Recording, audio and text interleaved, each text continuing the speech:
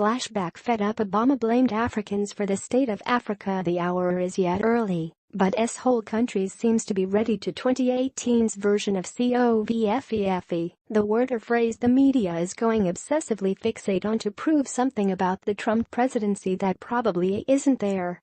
For those of you living under the Rock of Gibraltar, a quick summation: the president allegedly used the aforementioned vulgar phrase in a bipartisan meeting on immigration that touched upon individuals who are in the United States under temporary relief visas that aren't so temporary, one involving refugees from a hurricane in Honduras dates back to 1998, and diversity lottery visas for individuals from countries and/or backgrounds that wouldn't ordinarily qualify for immigration to the United States.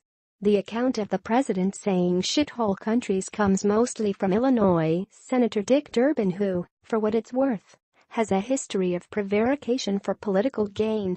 Trump denies using the phrase, which was allegedly applied to Haiti, El Salvador and other unnamed African republics. Durbin's account quickly renewed media claims that Trump is some form of white nationalist bigot racist grand wizard of the Pennsylvania Avenue. Well, if the 45th president is racist for calling out the developmental issues of African nations, so is the 44th.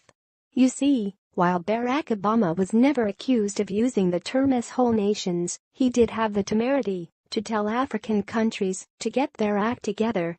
And predictably, nobody cared.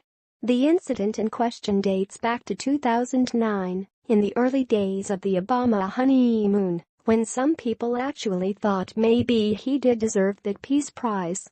Before a trip to Ghana, Obama said that he was a big believer that Africans are responsible for Africa.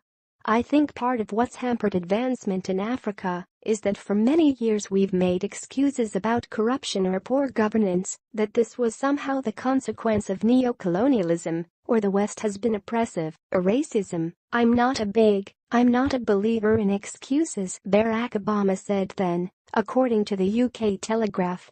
While the last 6 words of that quote would induce laughter in a corpse, what the former president was saying, in very diplomatic terms, is that certain parts of the continent aren't doing all that stellar, and it isn't perfidious whiteys who are responsible for it.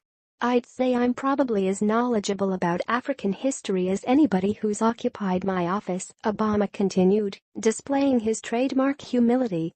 "And I can give you chapter and verse on why the colonial maps that were drawn helped to spur on conflict, and the terms of trade that were uneven emerging out of colonialism. And yet the fact is we're in 2009. The West and the United States has not been responsible for what's happened to Zimbabwe's economy over the last 15 or 20 years. It hasn't been responsible for some of the disastrous policies that we've seen elsewhere in Africa. And I think that it's very important for African leadership to take responsibility and be held accountable." While he didn't exactly use the vulgar phrase currently being bandied about, Obama was directly implying certain countries were excrement burrows, in particular Robert Mugabe's Zimbabwe, whose singular improvement in the intervening years has been the recent removal of Robert Mugabe. The takeaway from this is simple: even the former president was irked by shithole countries in Africa and let the media know he held Africans responsible. And yet, there were no charges of racism, bias or white nationalism. The last might be a bit difficult to pull off, admittedly.